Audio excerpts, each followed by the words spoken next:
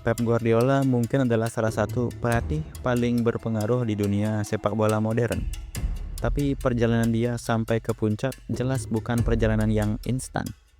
Dulu dia adalah gelandang elegan di Barcelona, dikenal karena otaknya yang tajam dalam membaca permainan. Tapi siapa sangka, hanya 1 tahun setelah pensiun, dia memulai karir melatih dari tim cadangan Barcelona. Gak ada pengalaman, gak ada jaminan bakal sukses, tapi dia punya satu hal, yaitu filosofi yang dia pelajari dari Johan Cruyff. Filosofi itu yang nempel banget sampai sekarang, yaitu possession, passing cepat, dan sepak bola menyerang. Waktu Pep diangkat jadi pelatih utama Barca, banyak yang meragukannya. Baru 1 tahun ngelatih tim junior, kok bisa langsung naik ke tim utama? Tapi keputusan besar langsung dia ambil. Ronaldinho dan Deco, 2 nama besar, langsung didepak. Messi yang masih muda dijadikan tumpuan. Dari situ udah kelihatan sih kalau Pep bukan tipe pelatih yang takut buat ngambil resiko. Dia tahu apa yang dia mau dan dia nggak ragu untuk menjalani itu. Di musim pertamanya Barca langsung juara Liga, Piala dan Liga Champions. Treble winner, gila kan? Dan gaya main mereka luar biasa, sangat enak ditonton. Bukan cuma soal kemenangan, tapi gimana caranya mereka menang juga penting buat Pep Guardiola. Timnya seperti orkestra yang mainnya rapi banget, tapi tentu nggak semua orang suka.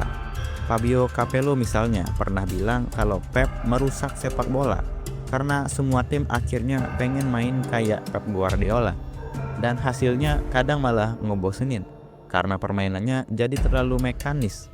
Tapi untuk hal itu ya balik lagi ke selera sih. Rivalitas Pep dengan Mourinho juga jadi cerita rivalitas yang paling besar. Mereka berdua kayak api dan es. Mourinho lebih pragmatis, lebih konfrontatif, sedangkan Pep lebih kalem dan lebih idealis. Tapi Mourinho sering bikin Pep Guardiola emosi, terutama waktu mereka sama-sama main di Spanyol. Sampai-sampai Pep akhirnya capek dan milih buat ninggalin Barcelona. Mungkin karena terlalu intens sih ya. Setelah itu Pep ke Bayern Munchen, tim yang baru aja juara Liga Champions. Dan tantangan buat Pep Guardiola adalah bawa gaya mainnya ke Jerman. Dia sukses di Liga, tapi gagal di Liga Champions. Dan yang bikin makin nyesek pun sebenarnya karena yang ngalahin dia ya mantan klubnya sendiri, yaitu Barcelona.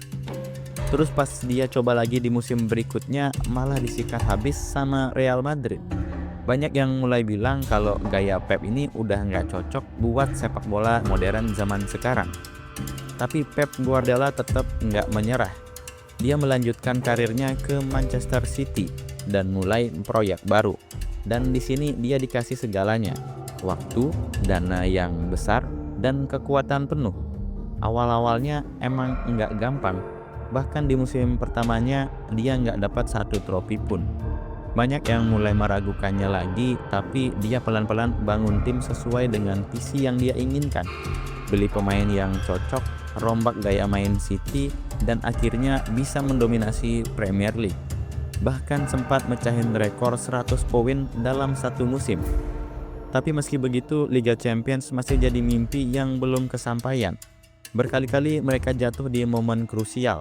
Kalah dari Lyon, Tottenham, bahkan kalah dari Chelsea di laga final.